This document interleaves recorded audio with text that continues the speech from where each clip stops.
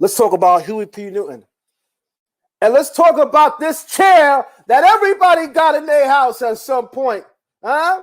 Let's talk about this chair. Don't think I'm going to let y'all escape, Tiffany and Terrence. Don't think I'm going to let y'all escape, because y'all definitely had this chair as well.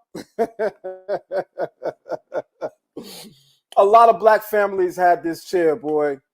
This is the chair of African chiefhood. This is the chair that, matter of fact, I'm not sure why I'm calling it a chair, because this is a whole African throne right here. And many of us had this chair in our house or had family members who had this chair in their house. So shout out to my cousins on the live right now, Maroon Sounds and Tiffany. This is the African throne chair. You sit in this chair, you're going to go on to do great things in life. You sit in this chair, you're going to go on to do great things in life. Y'all saw what happened in the movie Wakanda. You saw what happened in the movie Wakanda. He sat in that chair and he went on to do great things in life. Let me tell you, boy, it's something about this chair. I don't know. I don't know.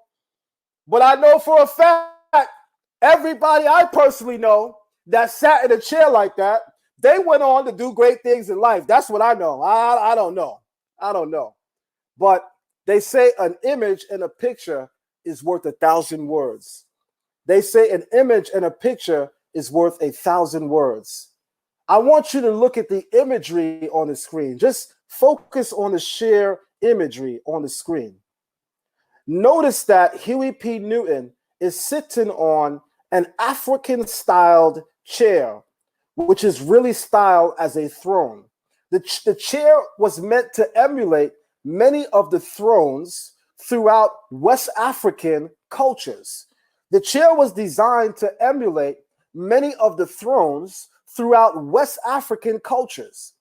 So this imagery is powerful. You can see the Zulu, listen to me, you can see the Zulu shields to the left and right of him, to the left and right rear of him. And you also can see in his left hand, he's holding an African spear. And in his right hand, he's holding a gun. Let me tell you guys something. In pictorial art, everything means something. In pictorial art, everything means something. Most people in the world are righties.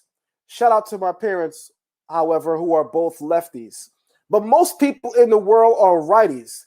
So notice that he's holding the rifle with his right hand, which is probably his hand of strength. He's more than likely a righty.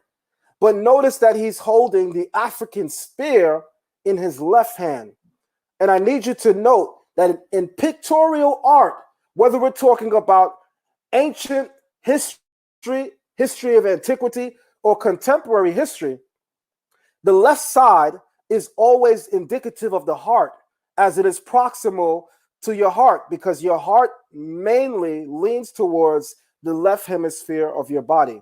So in pictorial art, when there is any gesture with the left hand, it signifies the heart. So I want you to notice that the African spear is in the hand that is indicative of his heart. And the rifle is in his right hand, which is, he's probably a righty, his shooting hand. And he's sitting on a West African style throne. What is the overall picture saying? I'm not sure if you're getting it. I think some of y'all just thought he took a dope picture in a nice leather jacket, holding a spear and holding a rifle. But he's showing us we are most powerful when we are in tune with our culture. He is showing us through the imagery, through the art, we are most powerful when we are in tune within the confines of our culture. That's what this picture is supposed to represent. You are your most powerful when you are locked and loaded with the thought, idea, and spiritual expressions of your culture. Do not forsake your culture. Do not forsake your heritage. We live in a land that tried to replace every part of our heritage and our culture. They took away our names. and they called us Sambo. They took away our culture and gave us their religious attire. They took away our ideas of spirituality and gave us their Eurocentric views. And they use all of that to colonize our mind. They use all of that to colonize our mind.